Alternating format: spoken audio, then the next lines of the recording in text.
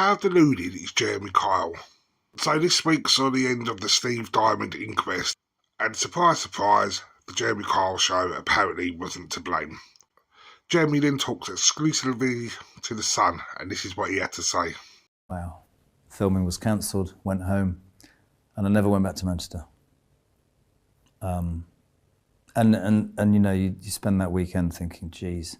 And actually everything then about the show is pointless, because you think about this guy being in that position. Was there a part of you that automatically blamed yourself, because that's a human thing to do, I think? And I think in that moment, I think everybody was so shocked that you think, God, of course, there's been plenty of times over the last 5.5 years, but I knew in my heart, and I did a lot of parts, when I saw the 11 minutes, I mean, when I read, as I said to you earlier, towering over him and shouting and called him a traitor, no, I didn't. I didn't ask the audience to boo him at all.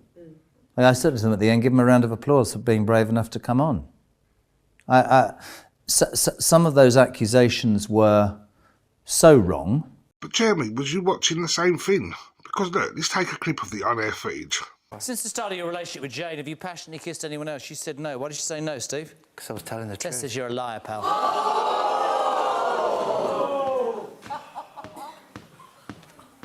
Just so you're aware, you failed every single question.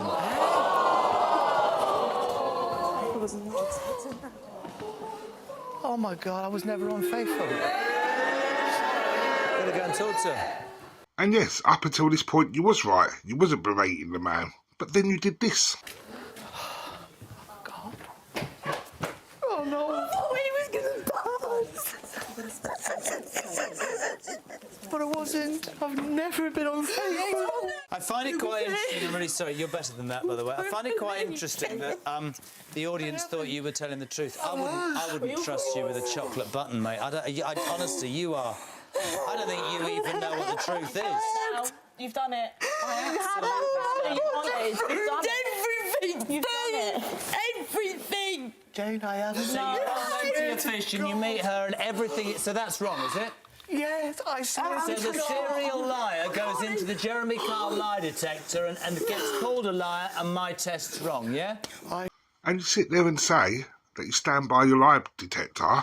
I am asked Not to do. once. I am asked to do, and then we get labelled. Oh, it's unfair. You asked to do a test. He failed that categorically. He failed that, so you're aware. We stand 100% by that. It's very easy for people to sit here and Yes. say that, but we stand by that test. But wasn't it your own producers that said this? Quiet as to how effective these tests are, what the percentage likely success rate is. Yeah, which is not 100%. So how can you continue to say the stuff you say to this man, knowing your lie detector is not 100%? Some of those accusations were so wrong. Do you really feel that your show in any part had nothing to do with this? I am asked Not to do. once. I am asked to do, and then we get labelled. Oh, it's unfair. But the big question we've got to ask ourselves really, whose fault is it really? Is it the producers and the presenters of these shows? Or is it us, the public court of opinion, for actually wanting this content? Well, one thing that good that came out of all of this, and a show like that will probably never be on our screens again. Wow. Filming was cancelled, went home, and I never went back to Manchester. Well, thank you for watching this video. If you like this content, please hit the subscribe, like and all that stuff. But I will leave you in the immortal words of the man that I believe started all this many, many years ago. Till next time, take care of yourself and each other.